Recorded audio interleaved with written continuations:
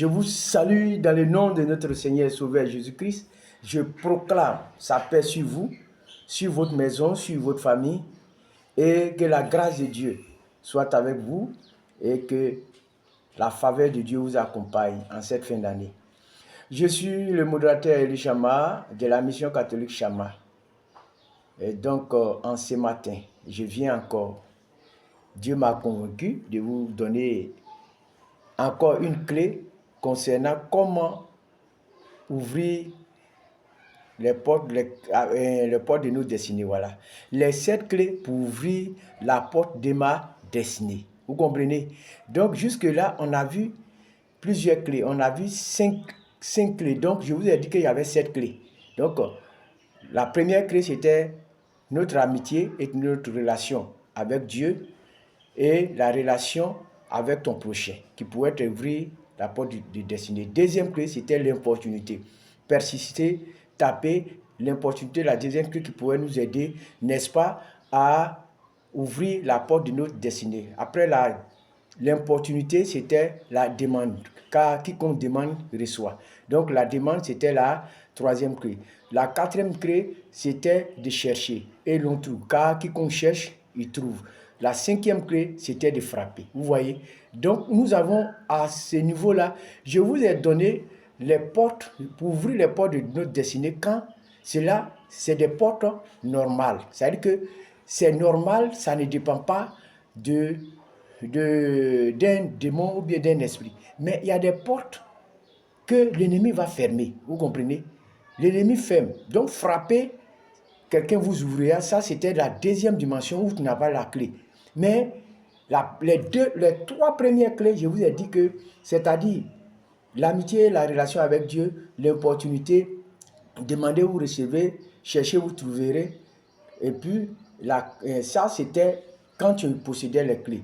Maintenant, deuxième lot, c'est quand toi-même tu ne possèdes pas la clé, tu dois frapper pour que l'homme t'ouvre, pour que tu puisses avoir qu'on ouvre derrière pour toi. Ça demandait la faveur de Dieu. Je vous ai demandé la faveur de Dieu. Que la faveur de Dieu t'accompagne. C'est la faveur de Dieu qui va permettre, qui va ouvrir des opportunités pour que toutes ces choses-là puissent t'aider à ouvrir la porte de tes destinées. Voilà. Mais ce matin, le Seigneur me donne une révélation pour la 6e clé. La 6e clé est... Nous allons lire, je ne vais pas lire parce que je n'ai pas trop le temps. Vous allez prendre Acte 16 à partir du verset 25, verset 40. Vous comprenez? Donc, jusque-là, toutes les clés que je vous ai données, c'est pour ouvrir la porte de votre destinée, c'était des portes normales, comme on le dit. C'était des portes normales. Ça veut dire que ce n'est pas des portes contrôlées par des esprits, par des démons.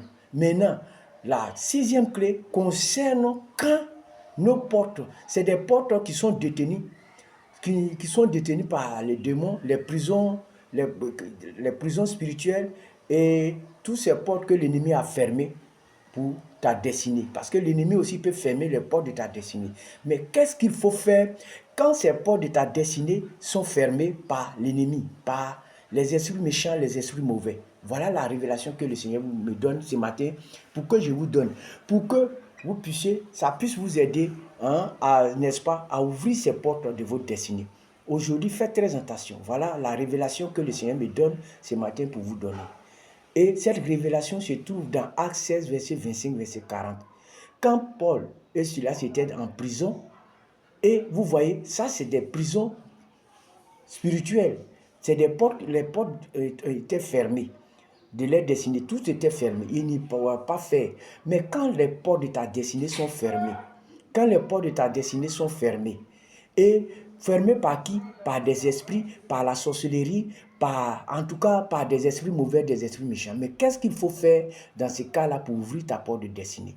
Premièrement, vous trouvez la révélation dans Acte 16, verset 25, 40. Donc, pour ouvrir ces portes de ta destinée, tu auras besoin de quoi? De la louange. Il faut louer Dieu. Voilà. Voilà la clé que tu vas utiliser, la 6e clé que tu vas utiliser pour ouvrir toutes les portes, détenir tes portes de tes destinées, bloquées par les esprits mauvais, les portes de prison qui t'empêchent, ces esprits-là, les malédictions familiales, les malédictions, les liens de famille, les malédictions héréditaires, les autels, tout ce qui est maléfique.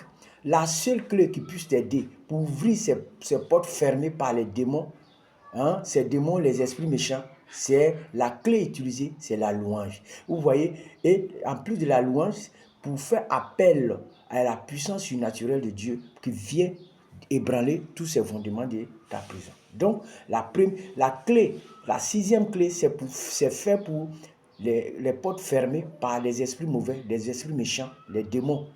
Donc, les malédictions de ta famille, toutes ces choses-là, c'est à partir de la louange et que le Seigneur qui va déclencher une puissance surnaturelle pour pouvoir ouvrir. Vous voyez que ça ne dépend pas aussi de toi. C'est tes clés qui ne peuvent pas. C'est Dieu seul, parce que tu loues l'Éternel, parce que tu fais des louanges d'adoration pour Dieu, qui vont te permettre d'ouvrir ces portes. Donc, il y a des moments, j'invite chacun de vous qui sont des portes fermées au niveau de leur destinée, fermées par les esprits mauvais, les esprits méchants, c'est-à-dire les portes spirituelles, les prisons spirituelles.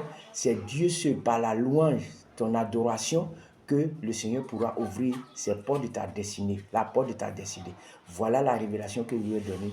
Donc tous ceux qui sont dans ces cas, qui ont des portes détenues par les esprits mauvais, ou bien des malédictions, des choses, il faut pratiquer la louange et l'adoration, qui sert maintenant la sixième clé qui pourra t'aider à ouvrir ces portes-là. C'est ce que Paul et Silas ont fait, et les portes, Dieu est venu avec un pouvoir. La louange et l'adoration viendra avec un pouvoir surnaturel pour ébranler tous les fondements. Vous voyez, toutes les prisons ont été ouvertes, les portes de la prison, en un coup, par la puissance. Mais pourquoi? Parce que ta louange, ton adoration, la clé que tu as utilisée, c'est une clé puissante pour ouvrir ces portes des démons, détenus par les démons, bloqués par les esprits méchants. Et voilà la clé, la louange et l'adoration qui pourront t'aider, n'est-ce pas, à ouvrir ces portes fermées par les esprits mauvais. Voilà la clé du troisième lot de clés, mais des portes détenues plutôt par des esprits mauvais. La clé, c'est la louange et l'adoration qui pourront t'aider au nom puissant de Jésus. Amen.